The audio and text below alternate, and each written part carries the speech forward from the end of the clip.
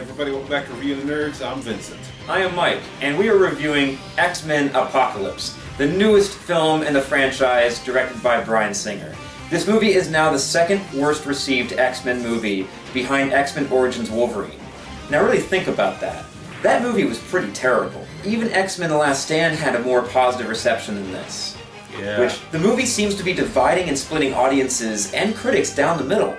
Coming off of the critical and financial success of Days of Future Past, it could be showing signs of fatigue within the series. The story about this one centers around a super mutant named Apocalypse, also known as Abin-Sur. He was existed in ancient times and was worshipped as a god by the ancient Egyptians. But he's been asleep for thousands of years, and now he's back, forming his four horsemen, four mutants that he's supercharging their powers to help him take over the world. And it's up to the X-Men and a few new faces, which can technically also be considered old faces, to take him down before it's too late. Man, these timelines, they're just so confusing. Yeah, we'll get into that. Once again, the X-Men franchise is bringing us a whole new set of continuity errors. I love this franchise, and I like Days of Futures Past a lot. Yeah, it's a great movie. To the point where I almost felt like that would be a good closer for the franchise, because I felt like they brought together both casts and they resolved lost storylines. And then suddenly, the end credits, you see this, kid in the desert building an Egyptian pyramid and leading into the apocalypse. And I know Bryan Singer, this was like something he really passionately wanted to do. So I was trying to have faith, especially since he's such a good director. I got excited because Apocalypse is one of the X-Men's biggest villains. He is like the first mutant, and yet the ultimate mutant. He has many different abilities and powers, partially from his mutant X gene, and partially from the fact that he's integrated highly advanced technology into himself. Conceptually, the movie has a cool premise. There's just something off in the execution. The heart of the series doesn't feel as present in this one. And it's definitely not all bad, and there are definitely elements that I really enjoyed. It's just that it could have been better. The movie is weighted down by an overflow of characters, both new and familiar. They try to juggle a bunch of story threads with varying levels of success.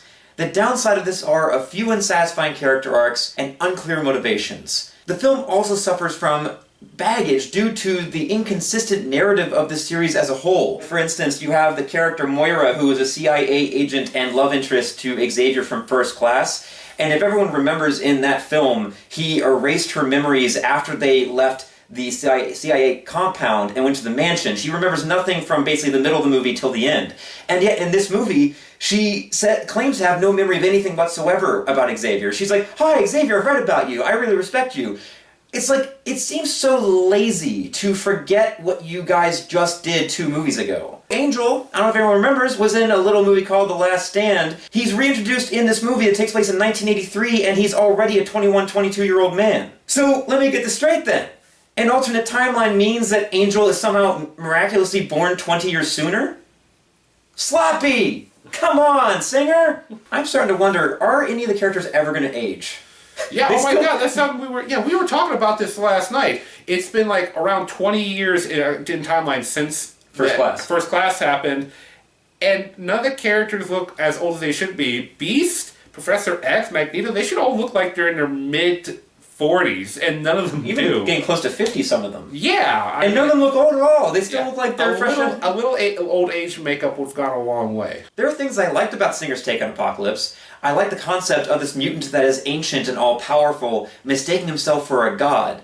He's had this complex fed into to the point that he actually believes it, and he feels entitled to our world. He transfers his consciousness to the mutants and, in effect, inherits whatever abilities they had. He poses himself as calm and an all-knowing mentor figure, how he manipulates others into being his followers. However, there just didn't seem to be any other layers to the character other than what was on the surface level. He's kind of a little bland. Yeah, he's played by Oscar Isaac, and I think he did a good performance, but he's kind of the standards like, "I'm a god and you're my children, I know what's best, let's slaughter everybody." I've seen this character before, this type of character mentality, so it wasn't nothing really special to me. I think the key word we're looking for is generic. Conceptually, he's interesting, but the execution, I think there was something missing, even though Oscar Isaacs, I think, did the best he could with what he had. Apparently, he has the ability to wipe out Cairo in Egypt within 10 seconds flat. Yet, he needs to get Magneto on his side because he can enhance Magneto's abilities to pull the metals out of the earth to destroy all humanity. Someone who's as powerful as he, does he really need Magneto?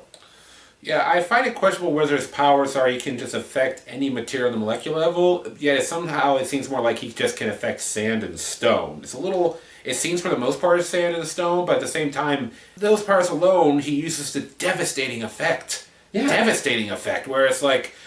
I guess with Magneto's powers have greater range, like maybe Apocalypse powers only have like several miles and like poof. I don't know. I don't know. It's not really made clear. This ability seems so far-reaching though, because he reaches out to Xavier's consciousness, like in the movie, and then forces Xavier to use his powers to basically have them unload the nuclear weapons of the world. Which, by the way, they build it up so much. They're in Cerebral, and like they're like, oh my god, he's using Xavier, and then they're like, Havoc, destroy Cerebral, destroy it! And like you're seeing that he's releasing the nuclear weapons. They build it up as if he's just going to bring him back down, and it's just like, no, they're just... Instead, he sends them into space. Yeah. Gently. Thank you? I mean, he just ended the Cold War. The intention was to take away humanity's technology and our sticks and weapons that we think that make us gods. I get that, but he really did kind of just like unintentionally help us. For a minute there, it seemed like the plot to Superman 4. Let's get rid of all the nuclear weapons and everything will be peachy. I understand Apocalypse needs to get rid of probably the only weapons that humanity has that could affect him. James McAvoy is here to play Xavier once again, and he does a really good job. I've enjoyed his performances since First Class. And this one we see it's 10 years after Days of Future Past, and the school is up and running. They got plenty of students running around. Him and Hank are, teaching kids. He's, doing his thing. He's being Professor Xavier, minus the bald head. It's been a time of peace because apparently humanity and mutants have been at peace ever since the events of Days of Future Past. And he's kind of gotten a little soft because he's not formed a new team of X-Men. He thinks they're no longer necessary, which is, I think, is a bit naive on his part, character-wise. The series has always been a commentary on minorities and how they're treated by society. And in this movie, that mutants at this point are kind of widely accepted, even to the point that they hold up Mystique as a hero, culturally. Yeah. It takes something away from the series that they are so at peace with humanity at this point. Yeah, there's one scene in the movie where Cyclops, Jean, Jubilee, and Nightcrawler go out to the mall. And Nightcrawler isn't like disguised, he doesn't have like a hood on, he's out in the open and nobody's freaking out. It really just takes away something from the franchise. Because that's what, these characters, that's what makes these characters so enduring, is that they're being persecuted all the time by the very people they're trying to save, and yet there's no persecution. That towards the end of the film, after the huge devastation caused by Apocalypse and the Four Horsemen, they make out to be, okay, now animosity towards mutant kind has been re-sparked, but it technically should have been sparked after the events in Days of Future Past, because yes, Mystique showed on international television that there are good mutants out there, but Magneto still showed how there are bad mutants out there with devastating powers. We were afraid in this movie that because from the trailer Professor X would be barely in it, but he actually plays a bigger part than we initially thought, so I actually was happy about that, because him and Apocalypse do have several conversations where they're competing ideologies of humanity, and as well as like Professor Xavier throwing down a little bit with Apocalypse, and that was fun to watch. So I thought Professor X thankfully had a bigger role in the film than the trailers made it out to be, and that made me happy. So. Yeah, and of course they address in this movie how he finally goes bald. So you do get that classic image of him being bald at the end of the film. And James McAvoy, the one thing I will say about him, and something that's impressive, is that he has somehow found a way slowly and progressively through this trilogy to get closer to Patrick Stewart's performance. And also returning to this movie is obviously going to be Magneto, who is played by the great Michael Fassbender.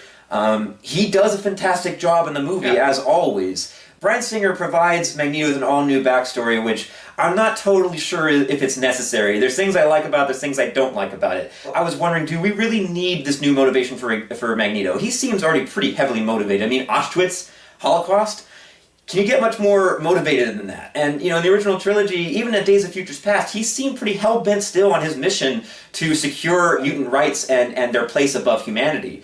But then in this movie, for whatever reason, he decided to have a family to settle down and try to do it the Charles Xavier way of living amongst us and stuff. The one thing that this does that I understand is that you're never lower in your life than when you've been built back up to just fall down again. I mean, this is a guy who has grown up with pain and he suffered, and then he found something he thought would make him happy, and that too was taken away from him. So I understand having him hit rock bottom makes him more susceptible to the manipulations of Apocalypse. That makes sense. Same time, though, it just feels, do you really need it?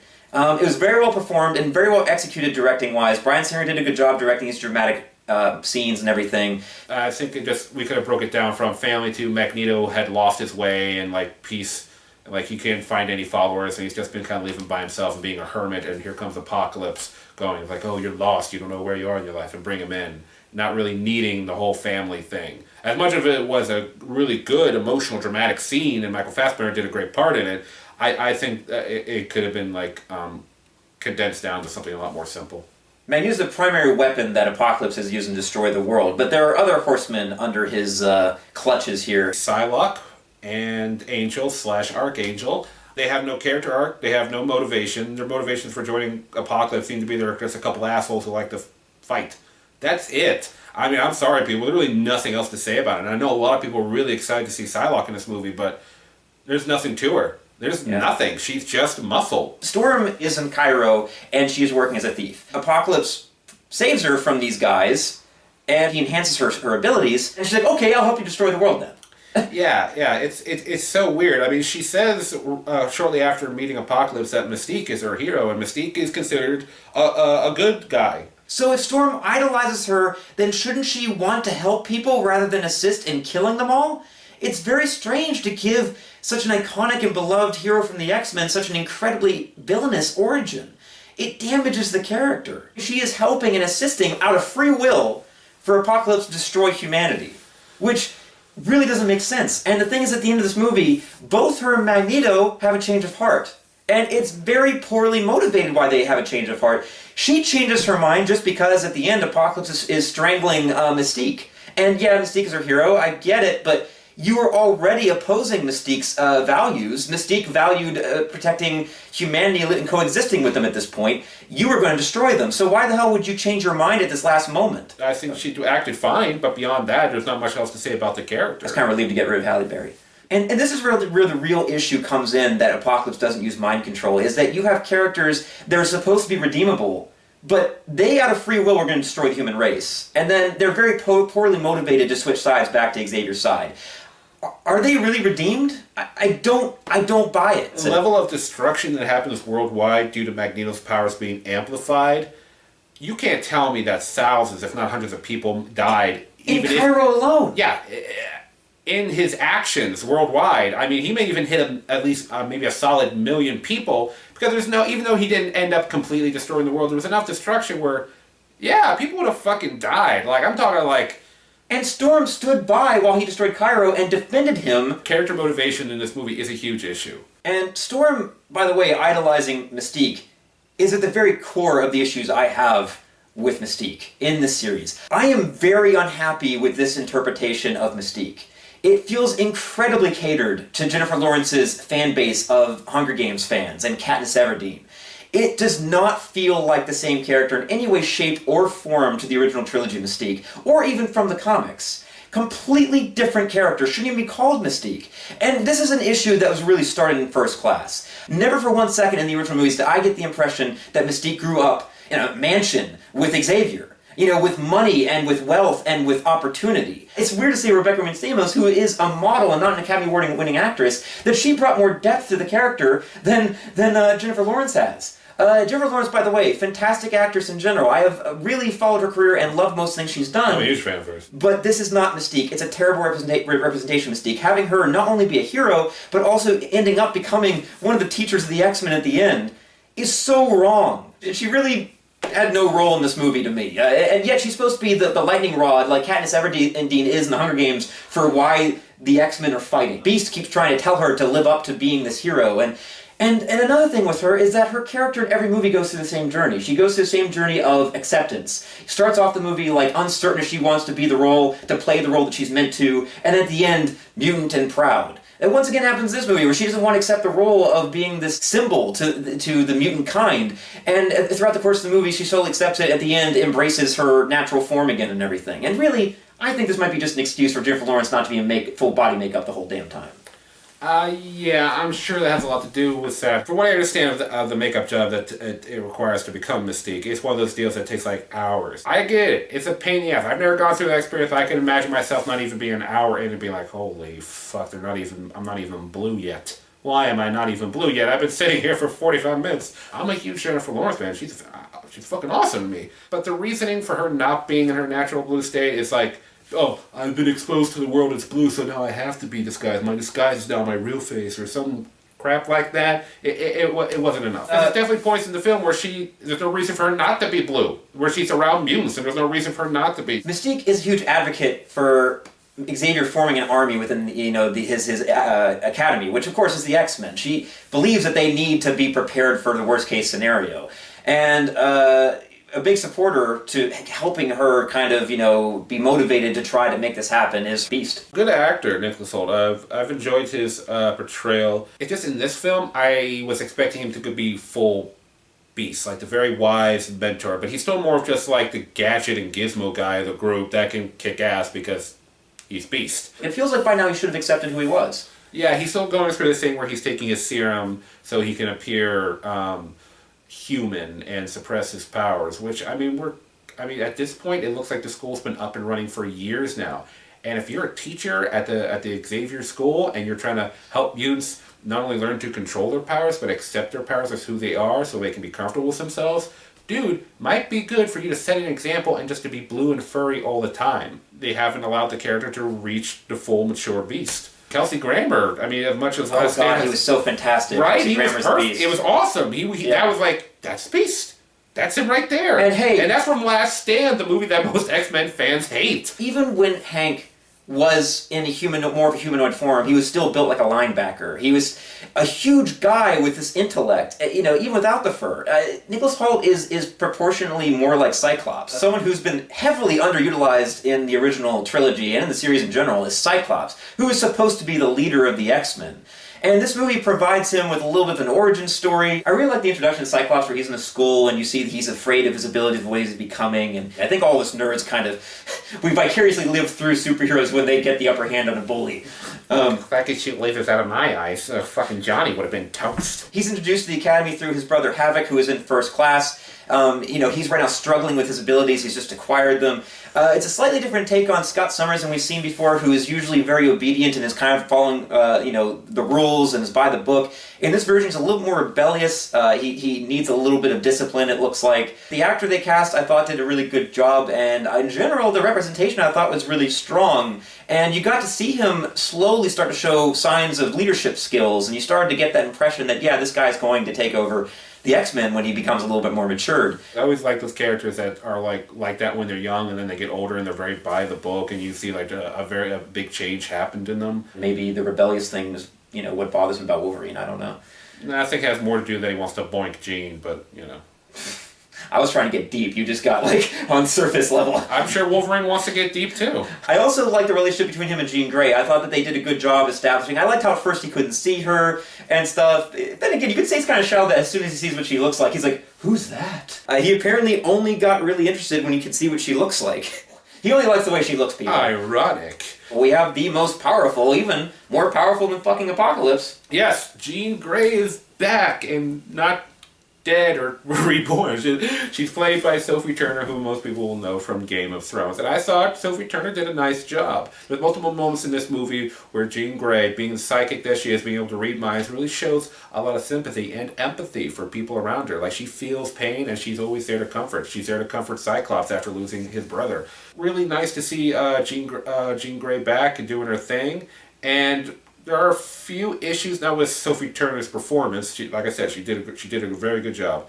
But even though she's pretty young in this movie, the character, she's having trouble controlling her powers. And even though that is established in the comics that she's had trouble controlling her powers from very early on, she already seems to be at the cusp of going Phoenix. In fact, spoiler, she goes Phoenix at the end of the film. There's like energy, fire, wings and tail. She's got the whole thing going. She's screaming and just dissolves the fuck out of Apocalypse. And he's like dissolving and all the fucking shit's coming down. And then like their combined efforts like finish him off. But it's really mostly her. It's like 80% Jean Grey killing and the other 20% divide up against divide up amongst 4 other characters, taking them out. I don't mind if she like shows a great deal of power, but a little early for Phoenix, don't you think? I mean, the character's very young at this point. Yeah. Nightcrawler was also a cool one in this. They did a good job showing Nightcrawler's innocence, and he's actually a very peaceful person. We first see him like in some other country where he's forced into a mutant like gladiator fighting ring kind of thing, and then Mystique rescues him, but eventually she leads him to the academy, and he joins the other mutants, Cyclops, Jean, Jubilee, and they go and have fun. And it's really cool to see him trying to interact, because he's seems pretty sheltered most of his life just because he lived in the circus. Still a very relatable character, because we've all had moments in our life where we're like kind of out of our depth and we don't, we're kind of in unfamiliar territory. So I like that.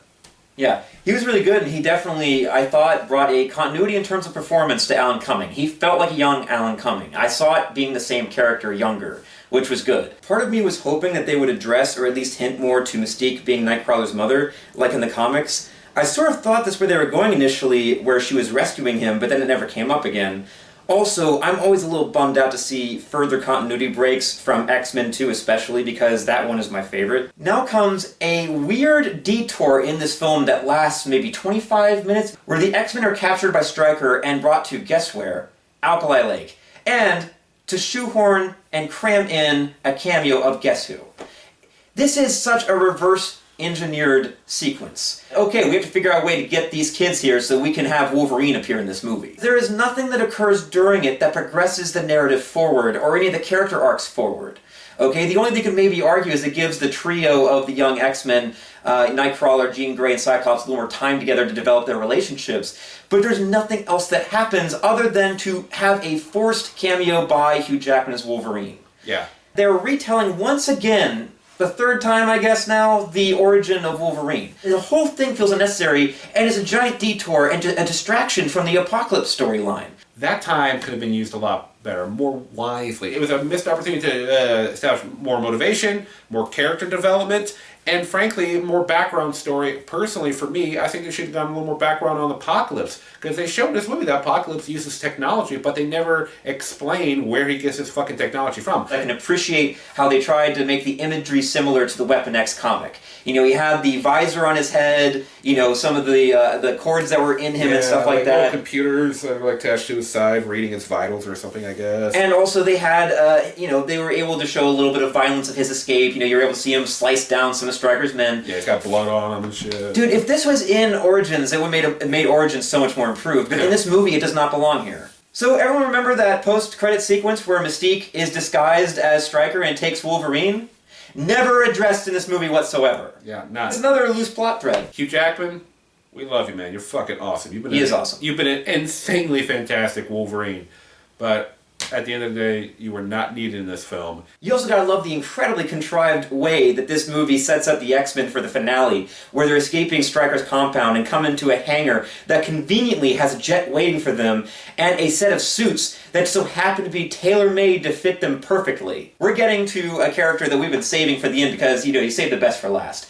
This is a character that almost makes... I would say that he is worth the price of admission alone, okay? That's why I'm going to say you should see this movie, because this character just shines. We all loved him in Days of Futures Past.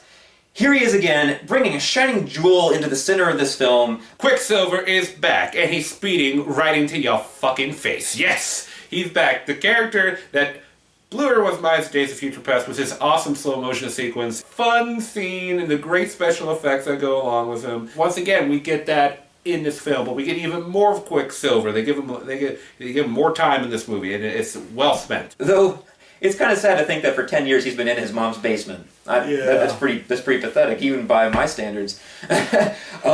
He gets a signature sequence this movie. It was so fucking awesome. It evolved upon what we saw in the last one. He rescues the entire X-Men team from the mansion as it's exploding in slow motion. Yeah, not just the team, but every student in the damn school. Except for Havoc, which, by the way, that death was really brushed over. Yeah. It was also, bro! Well, we gotta go. He is so good. I don't know how much of this is planned or improvised. Directing him to do some of the crazy, funny things he does in the slow motion sequences, then Singer, you're fucking doing great. I love when he grabs the people, and as he's running them through out of the building, their cheeks are waving in the wind and everything. Oh It was man, so good. and all this while he's doing dance moves of Sweet Dreams, and he doesn't just stop there. He has a bigger role this time. He's in a search for his father, who is Magneto. He's been trying to find Magneto, but he doesn't have the means to track him down. You know, he comes to the mansion looking for Magneto, or someone, you know, at least Professor X to help him find him, and he gets there just when shit's going down, and now it's like, oh, okay, well, now I gotta help you guys save the world, I guess? Quicksilver's not done yet. Oh no. He single-handedly starts fucking beating the shit out of Apocalypse in super speed. He gets maybe, oh god, he gets like at least like 6 or 8 good blows on him before Apocalypse starts to catch up to him. And it's a really cool sequence. With his super speed, he's hitting him so much that Apocalypse literally is like knocked off his feet, and before he hits the ground, Quicksilver boom hits him again. He's like he's like literally mid-air for a good while before he finally like stops him. It really is the Hulk versus Loki sequence. He's a ragdoll. Yeah. Puny God. He is presented with a character arc, and at the end of the movie, he is given the opportunity to tell his father about him, which, by the way, would have served as so much more of an emotional motivation for Magneto's change to go to the good side. All these movies, Xavier's always telling him, it's like, Eric, there's good in you, you can do good, and he never fucking listens to Charles. Mystique says a little, like, bland little speech, and he's like, well, now that she said it. The motivation for why Magneto changes his mind at the end is a cheesy flashback sequence of Xavier talking to him in First Class. Magneto lost his family. The idea of losing a child to gain a child. You had this opportunity, creative team of this movie, to have Quicksilver be such an important plot element. To be the reason why Magneto changes and turns on Apocalypse. I felt that this movie's a bit of a mixed bag. Movies always feel more disappointing when they're not bad, but they're just good enough to be okay. You want to have a passionate opinion about it one way or the other instead of just falling somewhere in the middle. You just leave the movie feeling indifferent. I really have loved this series despite all its mistakes in continuity, its confusing timelines, and its missteps. The commentary of our own society, with mutants serving as reflections for anyone who has ever felt persecuted or bullied, makes the X-Men so enduring and universal. Somehow, though, that fire doesn't feel like it's burning as bright in this one. I do feel some fatigue here, I have to admit.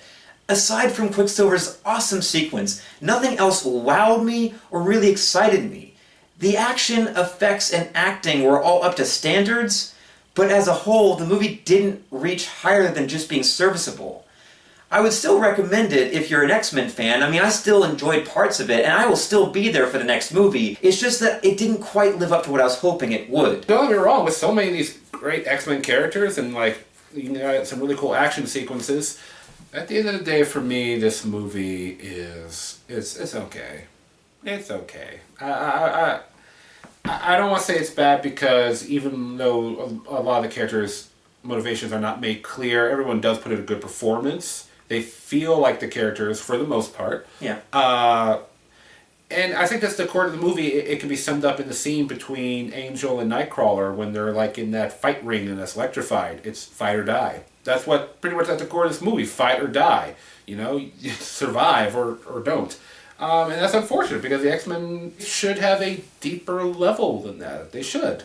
You know, it doesn't have to get like super philosophical like Nietzsche or something, but you know, that's what it's all about at the end of the day. Racism and prejudice. And yeah, even Stan Lee talked about that in the original comics as his intention in the subtext. Yeah, that's also good sci-fi. Taking something, a real thing from our world and putting it into a different perspective and, you know, like having this outside look on it. It's also not to say the movie doesn't do it at all. It just doesn't do it at the same level the other films have. Yeah, I don't hate this film, but it does leave me wanting a lot more. Just like Mike, I hope we get to see another ensemble movie. I mean, I know we got the Wolverine 3, Old Man Logan movie coming out. Well, Bryan Singer says he wants the next X-Men movie to take place in the 90s. What if Marvel gets it back? I would be pretty interested to see what Marvel would do with this. The only downside of that, though, is that we would lose this cast probably, and I like this cast. Yeah. Down in the comments, tell us what you're thinking. Do you agree with us? Do you disagree with us? You know, what else would you like to talk about? Give us a like and, of course, subscribe to our channel here. But until next time, I'm Vincent. And I'm Mike. And this has been Review the Nerds. Catch you next time.